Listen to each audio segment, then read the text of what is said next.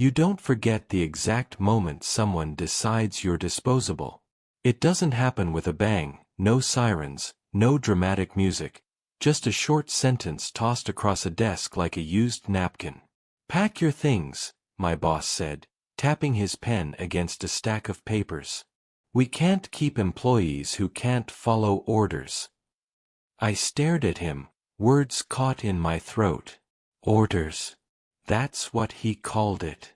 Because yesterday, when he told me to falsify numbers in a safety report, I said no. I thought it was basic integrity, common sense. Apparently, to him, it was disobedience.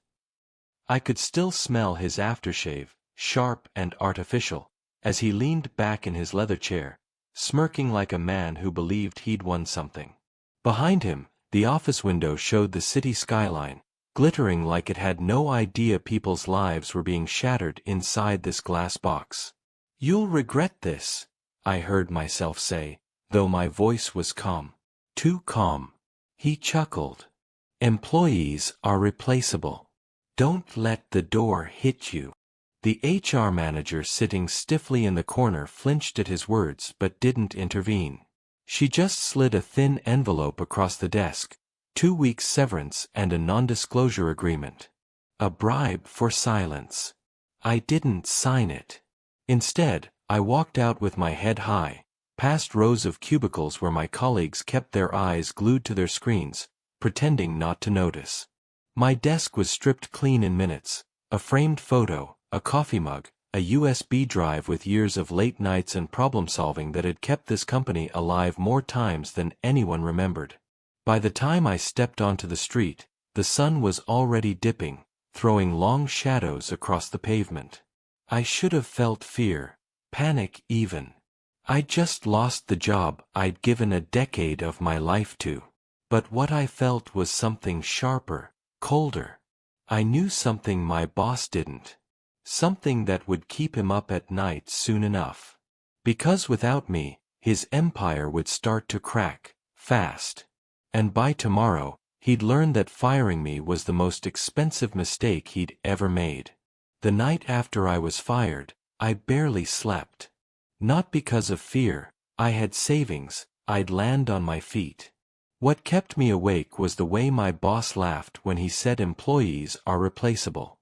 Replaceable. That word rattled in my skull like a loose screw in an engine. I had spent years patching up their sloppy systems, the shortcuts they took, the cracks they ignored. I was the one who knew which wires were faulty, which contracts were held together with technical loopholes, which clients were on the verge of walking out unless I smoothed things over. And now, all that knowledge walked out the door with me.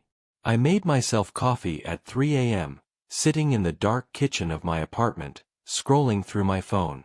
My email inbox was already flooded, not from friends, but from coworkers. Messages with subject lines like, "What happened?" and "Please tell me this is a joke." I didn't reply. Not yet. At 7:42 the next morning, my phone buzzed with a number I recognized instantly. The company. I let it ring. Then it rang again. And again. Finally, a voicemail popped up. It was my boss's voice, but the arrogance was gone, replaced by something tight, clipped, urgent. "Call me back. We need to talk." I smiled for the first time in 24 hours. Because I knew exactly what had happened. The project deadline. The one I had warned them about for months. The system I told them couldn't handle the load unless we fixed the safety flaws. The same flaws my boss ordered me to bury in the report. I leaned back in my chair, sipping my coffee. Somewhere downtown, the building I had just walked out of was in chaos. Servers crashing. Clients furious. Phones ringing off the hook. They thought they could throw me out like I was nothing. But today, they were learning the truth. I wasn't replaceable. I was essential. By noon, my phone was buzzing non-stop. Emails, texts, calls, some from coworkers, some from numbers I didn't recognize. I ignored them all, letting the anxiety stew on their end. At 12:15, my former colleague Sarah sent a text that made me pause. "Sarah, the system's down. Half the client data is corrupted. He's losing it. Did you really just walk?" I stared at the screen, picturing the office. Phones ringing, managers shouting, IT scrambling with wide eyes, pretending they knew what to do. The chaos was almost poetic. I typed back a single word, "Yes." A few minutes later, another message popped up, not from Sarah this time, but from the company's official number. "Urgent. Please return our call. This is critical." Critical. That was one way of putting it. I knew exactly what had gone wrong. Before I left, I'd been working on a rollout system for one of our biggest contracts, a deal worth millions.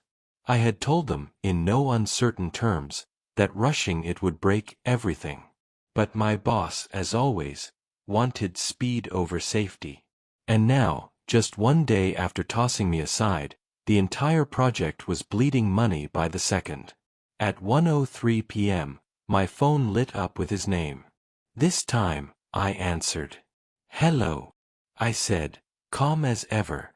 There was silence for a moment, then his voice came through, tight, breathless. "We need you back. Right now." I let the silence stretch until I could almost hear him grinding his teeth. Then I asked softly, "Why?"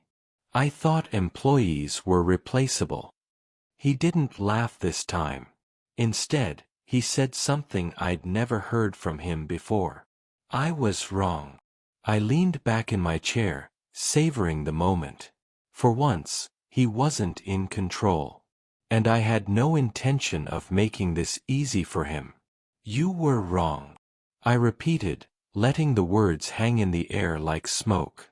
"Yes," he said quickly. "Look, we don't have time for—" "Oh, but I do," I cut him off. My voice was calm, almost casual. "I suddenly have all the time in the world." He exhaled hard through his nose. I imagined him pacing in his glass office, tie loosened, sweat building on his forehead. "The system crashed. The rollout's a mess. We need your expertise. You know this infrastructure better than anyone." "Interesting," I murmured, sipping my coffee. "Didn't sound like that yesterday when you called me disobedient and showed me the door." Silence. Just his shallow breathing. Finally, he snapped. "Fine. I shouldn't have fired you. But right now, I don't care about yesterday. I care about today. If we don't get this fixed, we're going to lose the biggest contract this company's ever had. Do you understand what's at stake?" "Oh, I understand perfectly." I let my words turn sharp, deliberate. "You fired me for refusing to cover up safety issues. Now those same issues are eating you alive. Karma works fast, doesn't it?" He muttered something under his breath. Then, reluctantly, he asked, "What will it take for you to come back?" There it was. The shift. Yesterday, I was disposable. Today, I was priceless. I leaned back in my chair, smiling to myself. "If you want my help, we're going to do this on my terms." "You're not in a position to negotiate." "Oh, I think I am," I interrupted. "You're the one calling me, begging me. So let's start simple. Double my salary, no NDA, and full authority to handle the system my way. Non-negotiable." He went silent again. I could practically hear him choking on his pride. Finally, he said through gritted teeth, "I'll get back to you." "Take your time," I said lightly. "But the longer you wait, the more money you bleed." And then I hung up. For the first time in years, I felt in control. By the evening, I had 3 missed calls and 2 voicemails from him. The first was clipped and angry, the kind of message a man leaves when he still believes he has leverage. "We'll discuss your demands, but don't push it. Remember, this is still my company." The second voicemail, just 4 hours later, was very different. His voice cracked at the edges, rushed, desperate. "Please call me back. The client's threatening to pull out. We're hemorrhaging money. I'll agree to your terms, just get down here." I played that one twice, smiling in the dim light of my apartment. It was tempting to make him sweat longer, but I knew the situation better than he did. If the system stayed down another 24 hours, it wouldn't just cost the company money, it would destroy their reputation. No client would ever trust them again. So I called him back. "Have you reconsidered my terms?" I asked calmly. "Yes," he blurted. "Fine. Double salary, no NDA, full authority. Just come in now. We'll draft the paperwork later." "I don't step foot in that building without a signed agreement in my inbox," I replied, leaning back in my chair. He cursed under his breath, but 5 minutes later, my email pinged. A PDF with everything I demanded. For once, he hadn't tried to slip in hidden clauses or fine print. He was too desperate. I signed it electronically, attached my reply, and then called him again. "All right," I said. "Send a car. I'll be there in an hour." When I arrived at the building, it felt different. The receptionists avoided my eyes. Co-workers looked at me like I'd risen from the dead. Even the security guard gave a small nod of respect. And when I walked into my boss's office, his smirk was gone. For the first time, he looked like a man who knew exactly who held the power. The moment I stepped into the operations floor, I could feel the panic pulsing in the air. Screens flashing red errors. Managers barking orders that made no sense. Employees frantically typing, knowing they were drowning but too afraid to admit it. When people saw me, conversations stopped. Heads turned. A few whispered my name like I was some ghost returning to haunt the living. I didn't waste time. I grabbed a dry erase marker and strode to the nearest whiteboard. "All right, everyone," I said firmly. "Listen up. I know what's wrong, and I know how to fix it. But you follow my instructions. Not his. Not anyone else's. Mine." No one argued. Relief washed over the room like oxygen filling starved lungs. They wanted someone to take control. Someone who actually knew what they were doing.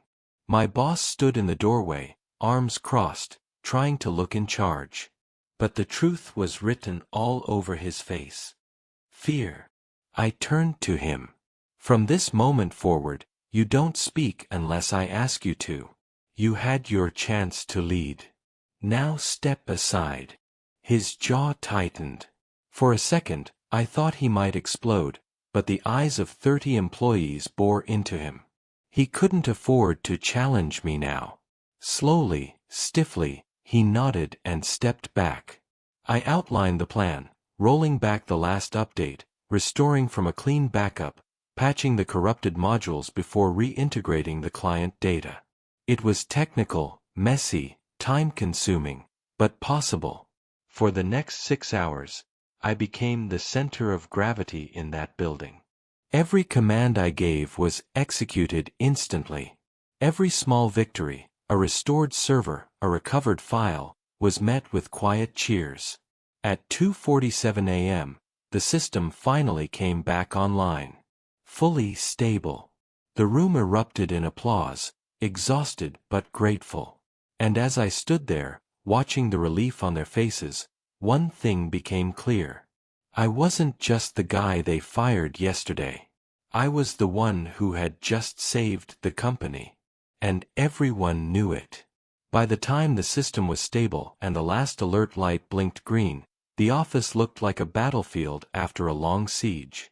Empty coffee cups littered desks, papers were scattered across the floor, and half the team sat slumped in their chairs, too tired to cheer, but too relieved to move. It was 3 a.m., and the entire company owed its survival to one thing: me. I capped the marker, set it on the whiteboard ledge, and turned to the room. Every pair of eyes followed me, not him, the man who used to bark orders and dismiss people like they were nothing. My boss stood near the doorway, arms limp at his sides, face pale. For once, there was no arrogance in his expression, no smirk, no smugness. He looked like a man who had just seen his empire teeter on the edge of collapse and realized he was powerless to stop it. "All right," I said, my voice cutting through the silence. "That's it. Systems are restored.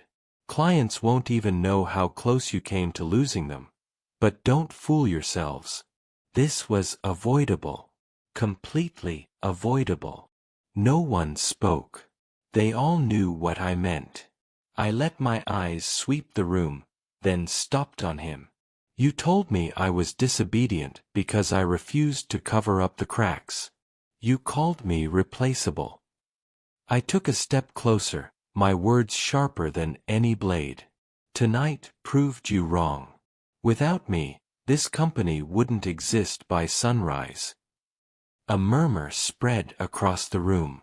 Some of the staff nodded.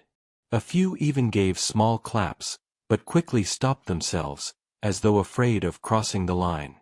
My boss shifted uncomfortably, his jaw tightening like he wanted to argue, but he had no ammunition left. Everyone had seen what happened. His power wasn't in his words anymore. It was in my hands. I wasn't done. "From now on," I continued, "this company runs differently. I don't care about your pride, your ego, or your shortcuts. If you want me here, you play by my rules. I get full authority over operations. No more hiding problems, no more fake reports, no more cutting corners to impress clients at the expense of safety." He opened his mouth, but I raised a hand and cut him off. "And if you don't like it, I walk. Tonight proved you can't afford that." Silence stretched. The only sound was the low hum of servers rebooting in the background. Then, finally, he swallowed his pride and gave the smallest nod I'd ever seen from him. "Fine." That word, it wasn't just agreement. It was submission. For the first time since I joined this company, I wasn't the one begging for a seat at the table. I was the table. I set the rules, and he had no choice but to sit quietly if he wanted to eat. As I left the operations floor, exhausted but wired with adrenaline, Sarah caught up to me. Her eyes were wide, her voice low. "I've never seen him back down like that. He looked scared of you." I gave a tired smile. "Good. He should be." Because deep down, I knew this wasn't just a victory. It was a turning point. The power dynamic had shifted forever, and there was no going back. And tomorrow, when the clients called to thank the company for a smooth recovery, I'd make sure every single one of them knew exactly whose hands had kept their million-dollar contracts alive. Not his. Mine. The next morning, I didn't even have time to shower before the calls started flooding in. Not to him. To me. The client's representative, the one whose contract was worth more than half the company's annual revenue, called my personal phone at 8 o'clock sharp. "I don't know what magic you pulled last night," he said, his voice half in awe, half in panic, "but our data's intact. The other vendors warned us you'd botched the rollout." Then suddenly everything was back online like nothing happened. "Tell me honestly, was this because of you?" I let the silence stretch, then answered plainly. "Yes. It was me." There was no need to sugarcoat it. And I made sure my boss, sitting right across the conference table with bags under his eyes, heard every word. The client paused, then laughed, a low chuckle of relief. Then I want you on every single one of our projects going forward. I don't care what it costs. If you're running things, we'll stay." I glanced at my boss. His face went red. He tried to jump in. "Of course, our team handled." "Actually," I interrupted smoothly, "you nearly lost everything because of a decision made over my objections. The truth is, this company ignored warnings that would have prevented the crash. If I hadn't stepped back in, you'd already be signing with a competitor." The rep went quiet. Then he said firmly, "Then from now on, you're the only one I trust. I don't want another conversation without you in the room." Click. Call ended. The room stayed silent. My boss's fists clenched on the table, but there was nothing he could say. Everyone in that room had heard the same thing. I wasn't just an employee anymore. I was the lifeline keeping their contracts afloat. I leaned back in my chair, folding my hands calmly. "Well," I said, my tone deceptively light, "I guess that settles the question of who's replaceable." Sarah stifled a laugh. A couple of junior managers exchanged quick glances, their expressions a mix of shock and delight. They'd been living under his thumb for years, afraid of every outburst, every petty punishment. And now, in real time, they were watching the throne slip out from under him. By noon, 3 more clients called. Each one asked for me directly. Each one insisted I take the lead on their projects. And each time, I made it very clear that my boss had been the one to dismiss me. "Disobedient," I quoted more than once, smiling into the receiver while my boss's face turned the color of raw meat. By the time the last call ended, his reputation was shredded. Not by me raising my voice, not by me plotting revenge in some back alley, but by the truth slipping into the right ears at the right moment. The man who once strutted around calling himself the backbone of this company was now a figurehead with no real power. Everyone knew who had saved them. Everyone knew who the clients demanded. And for the first time in my career, I wasn't afraid to use that power.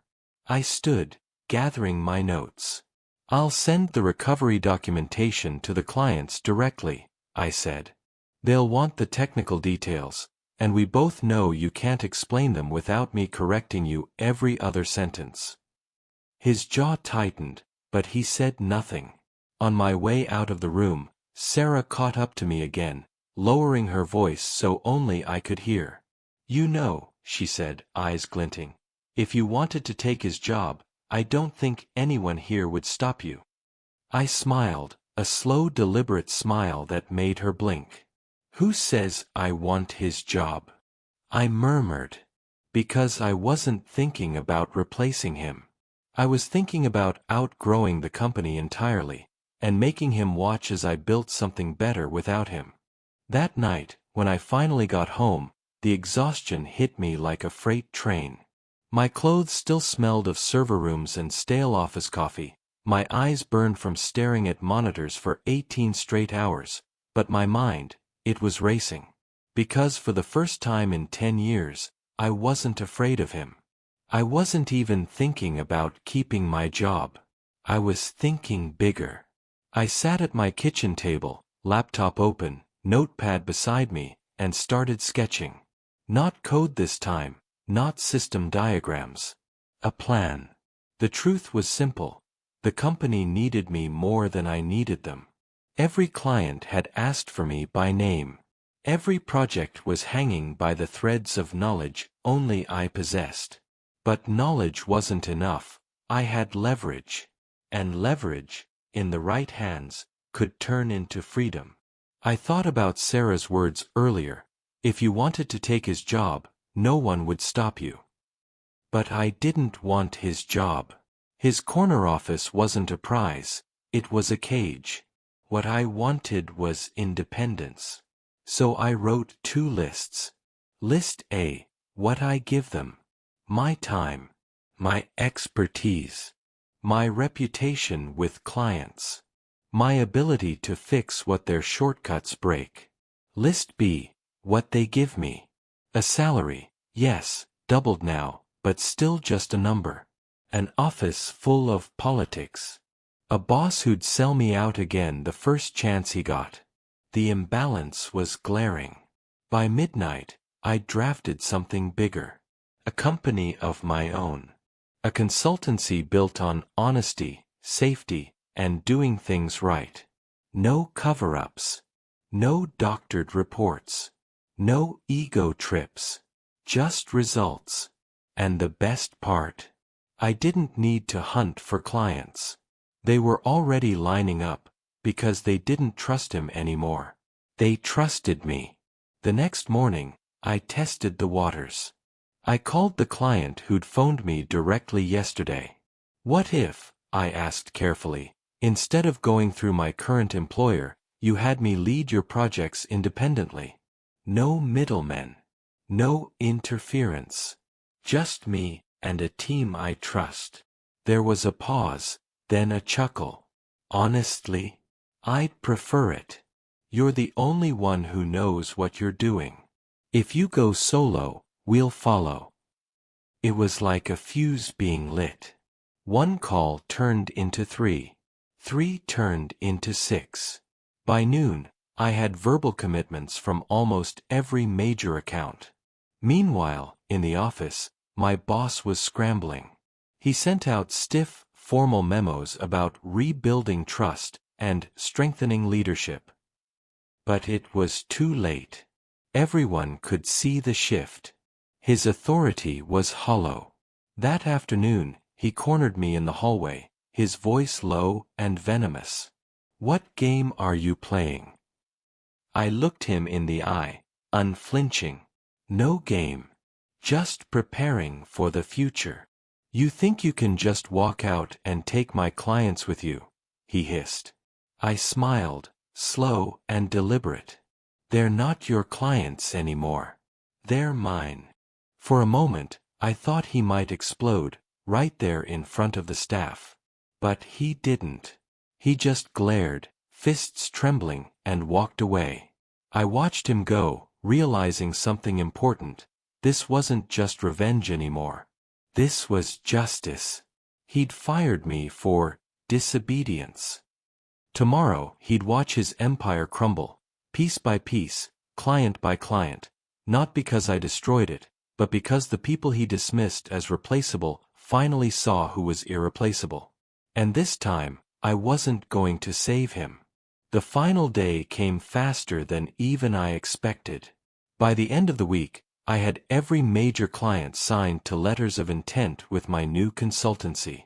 No office yet, no staff yet, just me, my laptop, and the credibility I had built by being the one person who never lied to them.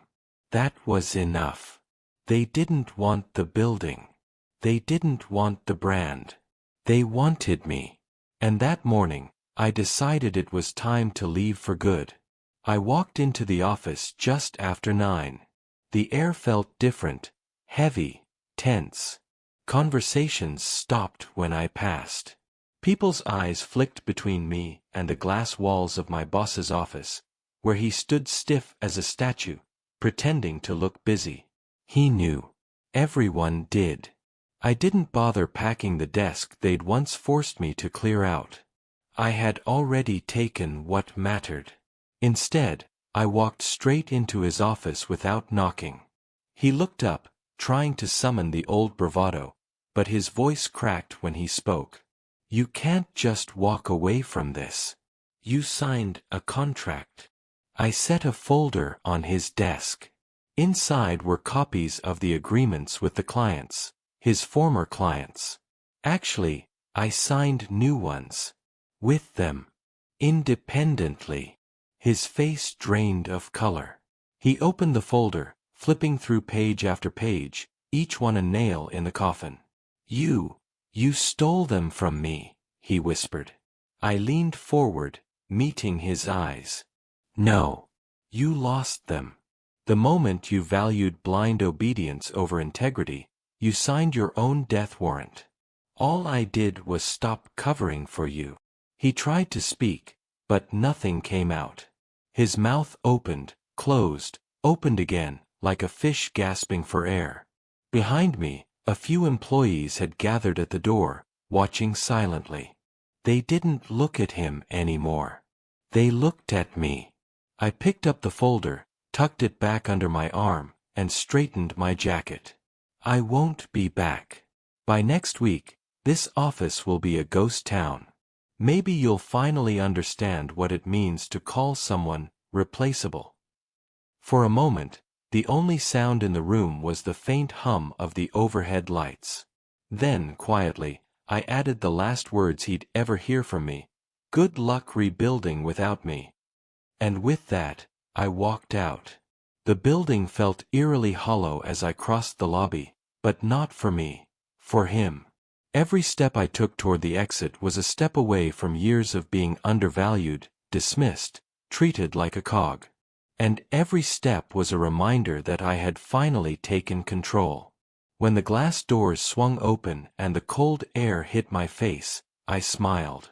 Not because I had destroyed him, but because I had freed myself. 2 weeks later, my new company was real.